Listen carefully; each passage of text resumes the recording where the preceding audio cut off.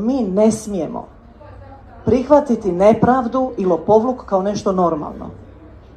I mi imamo mehanizme se tomu suprotstaviti.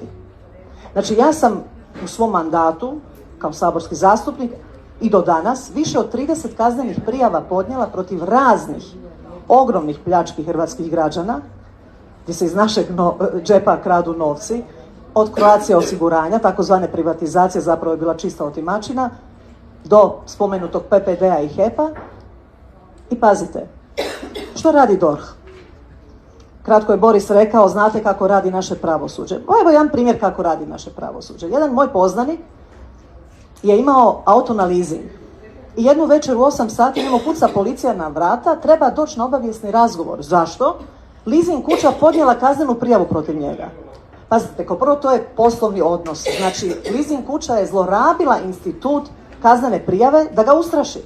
Ali on je morao poći u policijsku postaju.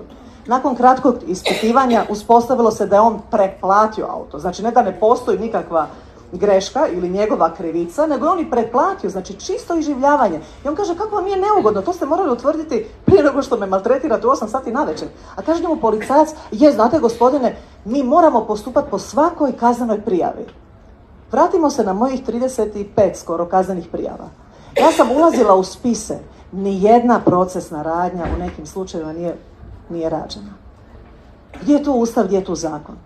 Sad neko će reći, ne treba podnijeti kaznenu prijavu. O da, treba. I to vam i savjetujem.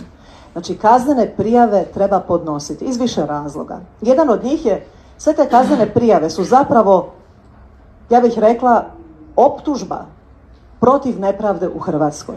Jer doći će vrijeme kada će se one moći procesuirati. Kada se bude zakon provodio.